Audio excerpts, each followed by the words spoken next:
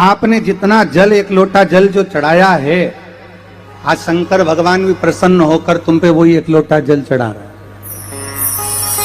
आज वो भी कृपा कर रहे हैं कि कहीं ना कहीं कितनी करुणा। आज हम कथा चल रही थी रतनगढ़ में, और दोपहर में 3 बजे कथा को विराम करना पड़ा। इतना जल और इतना आंधी तूफान आया कि 3 बजे कथा को विराम दे दिया। अब वहां के प्रशासन ने पूछा कि महाराज जी अभी तो कोई चांस नहीं था पानी आने का। तो हमने कहा बाप आता है तो बेटी के घर में ऐसे ही लुटा कर जाता है। तो वो तो स्वयं त्रिकालदर्शी, त्रिनेत्रधारी, त्रिपुंडधारी, त्रिशूलधारी कोई सहज नहीं है। हम अगर एक अक्षत का दाना भी शंकर को दे रहे हैं, या हम एक बेलपत्र भी शिव को समर्पित कर रहे हैं, एक लोटा जल भी हम शिव को दे रहे हैं, तो वो हमको वापिस ही मिलना है। हमारा शंकर रखता कुछ नहीं, कुछ भी नहीं रखता। जो आपने दिया वो मेरे भोलेनाथ ने करोड़ों में गिनकर आपको वापिस लौटा दिया, उसने रखा नहीं। 1 कदम, 2 कदम, 5 कदम, 10 कदम चलकर शंकर का शिवालय जब आप जाते हैं, लोग कहते हैं कि लीलाबाई शिवालय गई, कोई कहे कमलेश शंकर के मंदिर गया, पर सत्यता यही है कि जब शिव आपके हृदय में बैठते हैं तो हाथ पकड़कर भगवान शंकर अपने मंदिर तक स्वयं अपने भक्त को लेकर जाते हैं। और किसको, हर किसी को लेकर जाते भी नहीं। डीडवाना में कितना लोग रहता होगा, कितने लोग निवास करते होंगे, क्या सब शंकर के मंदिर जा सकते हैं? जम के बोलो जरा। नहीं, कोई नहीं जा पाएगा। जाएगा वही जिसको मेरा शिव बुलाएगा या किसी का काम साधना होगा।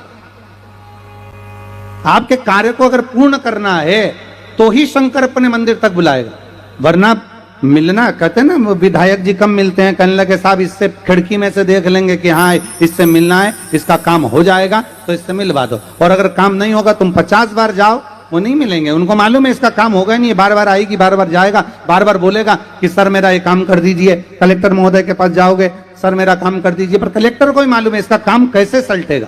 जब काम सलटने का होगा, समय पूर्ण हो जाएगा, तब कलेक्टर हो, चाहे विधायक हो, चाहे सांसद हो, चाहे मंत्री हो, चाहे मुख्यमंत्री हो, चाहे अन्य मंत्री हो, चाहे सांसद महोदय हो, उस समय पर मिलते हैं कि अब इसका काम हो सकता है। उसी तरह आप जिस दिन आपके मन में शंकर के मंदिर जाने का भाव प्रकट हो जाए, जिस दिन आपके मंदिर में शिवालय जाने का भाव प्रकट हो जाए, जिस दिन आपके हाथ में एक लोटा जल आ जाए और आप शंकर के मंदिर की ओर बढ़ जाएं, समझ लेना कि अब हमारा कोई ना कोई कार्य सफल होने वाला है। इसलिए महादेव ने हमको हाथ पकड़कर बुला लिया।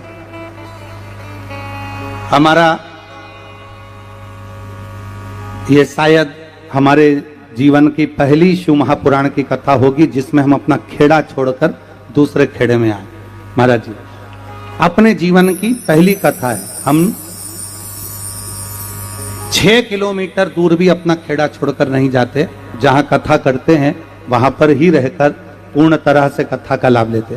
पर स्वामी जी सरकार का इतना आशीर्वाद, हम आते आते हमको जो जयपुर वाले भैया लेकर आ रहे थे पारिक जी, तो हम उनसे कह रहे थे कि ये तो स्वामी जी सरकार का प्रेम इतना है कि उनसे जुड़ता वही है जिन पर उनकी कृपा होने वाली होती है।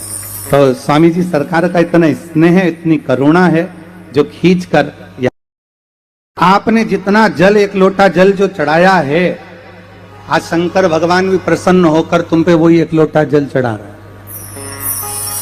आज वो भी कृपा कर रहे हैं कि कहीं ना कहीं कितनी